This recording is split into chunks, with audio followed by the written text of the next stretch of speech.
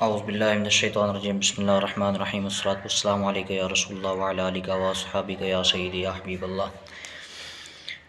آج ہم جس موضوع پر گفتگو کرنے والے ہیں وہ موضوع ہے ٹھوکر اور نصیحت میں فرق، یعنی کہ ٹھوکر اور نصیحت میں کیا فرق ہے اس کے بارے میں گفتگو کریں گے۔ ویڈیو شروع کرنے سے پہلے اگر آپ نے ہمارے چینل کو سبسکرائب نہیں کیا تو ہمارے چینل کو سبسکرائب کر لیں، اور ویڈیو اچھی لگے تو کمنٹس میں ضرور بتائیے گا۔ ویڈیو شروع کرتے ہیں کہ ٹھوکر اور نصیحت میں کیا فرق ہوتا ہے۔ نصیحت وہ چیز ہوتی ہے کہ جو یعنی کہ انسان کو مشکلات سے پہلے نصیحت کی جاتی ہے۔ جب بڑے ہوتے ہیں وہ نصیحت کرتے ہیں، اور جو بزرگ ہوتے ہیں، بڑے جاننے والے ہوتے ہیں، دوست ہوتے ہیں، مخلص ہوتے ہیں، اساتذہ ہو گئے، والدین ہو گئے، بڑے بھائی ہو گئے،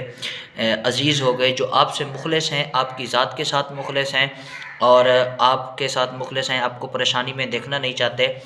آپ کو یعنی کہ جس طرح آپ خوشحال رہنا چاہتے ہیں وہ آپ کو خوشحال رکھنا چاہتے ہیں، وہ آپ سے مخلص ہیں اور آپ کو وہ نصیحت کرتے ہیں مشکل سے پہلے۔ جب وہ مشکل سے پہلے کرتے ہیں نصیحت آپ کو، اور نصیحت ایک ایسی چیز ہے کہ پہلے کی گئی، آپ نے وہ کام دیکھا ہی نہیں ہے، وہ مشکل دیکھی نہیں ہے، وہ مشکل آپ پر آئی ہی نہیں ہے، اور آپ نے ایک کان سے سنا اور دوسرے سے نکال دیا،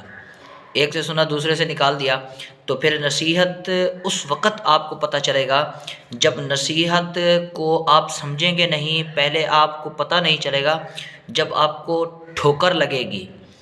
یعنی کہ نصیحت کی گئی، ایک کان سے سنی دوسرے سے نکل گئی، لیکن جب ٹھوکر لگی تو ٹھوکر کہاں لگی؟ دل پہ لگی۔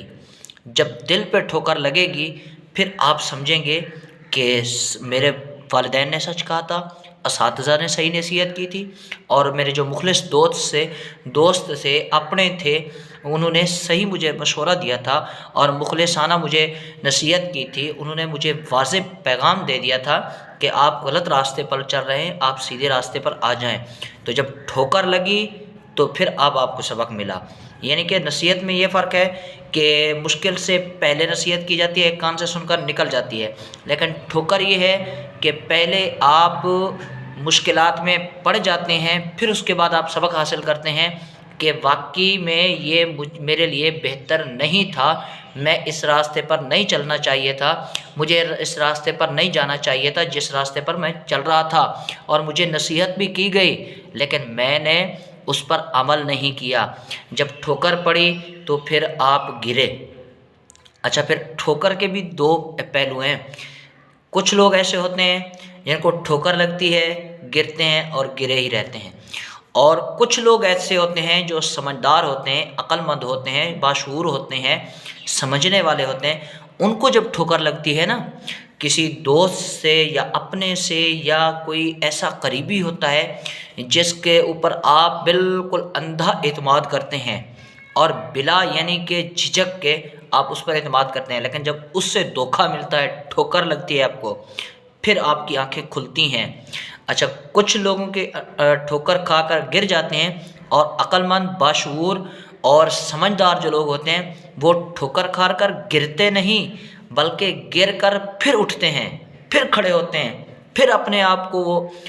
سنجیدہ لیتے ہیں، اس ٹھوکر کو سنجیدہ لے کر پھر آگے بڑھتے ہیں، پھر اس ٹھوکر سے وہ نصیحت حاصل کرتے ہیں۔ پہلے جب نصیحت کی گئی، ایک کان سے سنی دوسرے سے نکال دی، جب ٹھوکر لگی تو پھر ڈبل نصیحت ہوئی تو پھر وہ سیدھے راستے پر چلے۔